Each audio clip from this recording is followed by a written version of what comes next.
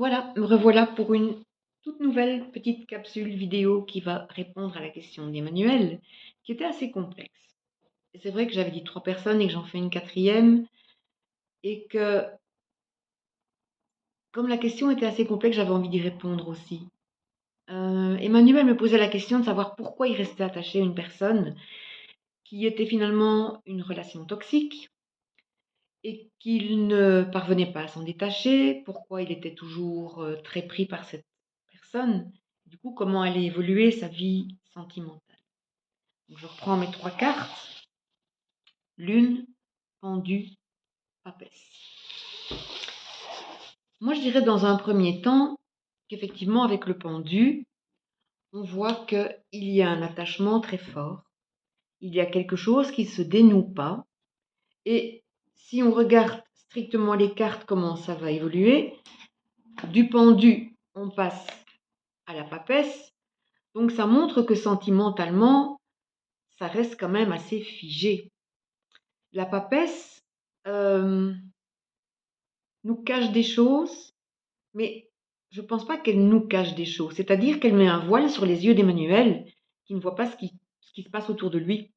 Et donc, si même il y avait la personne idéale qui se présentait devant lui, il ne la verrait même pas. Pourquoi? Parce qu'il y a toujours cet attachement. Alors pourquoi cet attachement? Quand je regarde un peu l'ensemble du tirage, la lune vient m'interpeller. Je crois que même si cette personne était manipulatrice et un peu perverse, je crois qu'elle a révélé à Emmanuel toute cette part féminine, cette sensibilité, ce féminin sacré qui est en chaque personne, et qu'il a pu révéler, à mon sens, cette part de lui-même. Or, c'était important. Je pense que c'était important pour Emmanuel qui ressente cette part féminine qui est en lui. Et donc, cette partenaire a pu révéler ça en lui et montrer que justement, il y a quelque chose d'important qu'il fallait mettre en avant. Et ça, c'est fait. Et ça, c'est quelque chose d'important. Et ce que je pense, c'est que les relations n'arrivent pas par hasard dans notre vie. Et que même quand une relation semble difficile, toxique, envahissante, ou tout ce que vous voulez, c'est l'univers qui vous l'envoie pour vous dire, il y a ça à travailler. Maintenant, dans ton processus d'évolution, tu dois travailler ça. Et là, je pense que ça a été une révélation.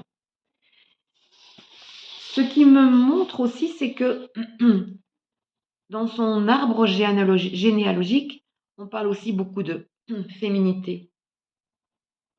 Quel est le lien avec la mère? Quel est le lien avec la féminité qui était évoquée au sein de la relation familiale?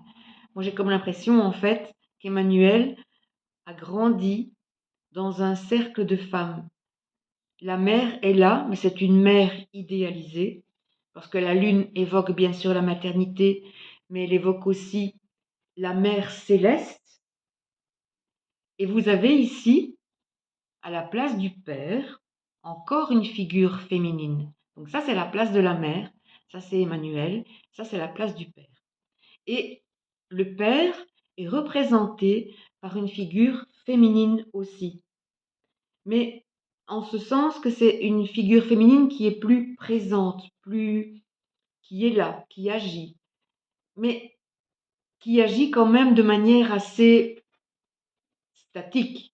C'est-à-dire qu'on sent une présence, mais qui est un peu à l'image de cette papesse qui est là, qui est très en observation, mais qui n'ose pas parler. J'ai l'impression qu'il y a la présence d'un père qui est présent dans le foyer, mais qui ne peut pas s'exprimer, qui finalement essaye de materner aussi. Et moi, j'ai vraiment l'impression qu'Emmanuel a grandi au sein d'un foyer qui est un peu comme ça, où la mère est idéalisée et le père finalement est là, mais remplace un peu la mère qui devrait jouer son rôle de protection, euh, tout en étant pas très, très actifs finalement et on n'osons pas trop prendre la parole. Et je sens qu'il y a un travail là qui est à faire. Qu'est-ce qui m'attache? Pourquoi je suis autant baignée dans ce féminin? Et je pense que pour que tes relations sentimentales évoluent, il faudra probablement travailler ce côté-là. Comprendre d'où on vient pour savoir où on va. Et là, on peut voir les choses autrement. C'est ah oui, mais ça j'ai compris. Les choses peuvent infuser. Vous voyez, cette lumière qui descend, il faut laisser infuser. Et là, je comprends pourquoi j'étais attachée à l'autre personne. Tu vas comprendre ce qu'il a révélé en toi. Mais maintenant que c'est révélé, tu peux t'assumer, tu peux euh, rechercher la personne qui va te correspondre. Donc pour moi, pour évoluer, il y a vraiment ce travail à faire. Parce que là, comme c'est parti maintenant, on sent quelque chose qui n'évolue pas vraiment, on est dans l'attente. Il n'y a jamais personne qui va venir toquer à la porte, dire coucou, c'est moi le conjoint idéal. Non, non, non, non. Il faut se lever de sa chaise et il faut faire quelque chose. D'accord? Donc, je pense qu'il y a ce petit travail à faire. Et pour moi, donc, si on ne fait rien, évolution sentimentale, c'est quelque chose finalement d'assez passif, d'assez tranquille, où on reste quand même attaché à certaines choses qui nous hantent du passé. Et regarde cette lune quand même qui montre qu'il y a ce petit travail psychologique à faire pour évacuer, accepter les choses qui se sont passées et peut-être euh, comprendre que cette personne qui t'a un peu bousculé n'était pas là par hasard, mais justement pour te révéler à toi-même. Ça, c'est très important. Donc rien que pour ça, on peut dire merci. Toutes les choses qui nous arrivent, on peut leur dire merci, parce que si on les comprend, ça nous permet d'évoluer. Donc Emmanuel, détache-toi aussi de ce carcan familial pour pouvoir accepter la personne que tu es, aller de l'avant.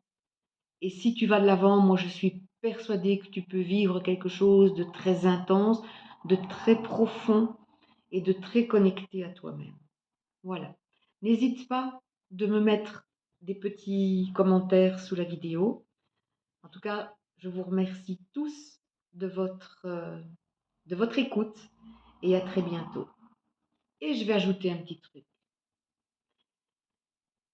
Si vous avez écouté cette vidéo jusqu'au bout, eh bien, sachez que vous pouvez encore mettre des demandes et dans quelques jours, je ferai un tirage au sort et je prendrai encore une question. Mais la question doit être bien libellée, complète. Si vous faites partie de ceux-là, je ferai un tirage au sort et je ferai encore une petite interprétation. Cadeau. À très bientôt.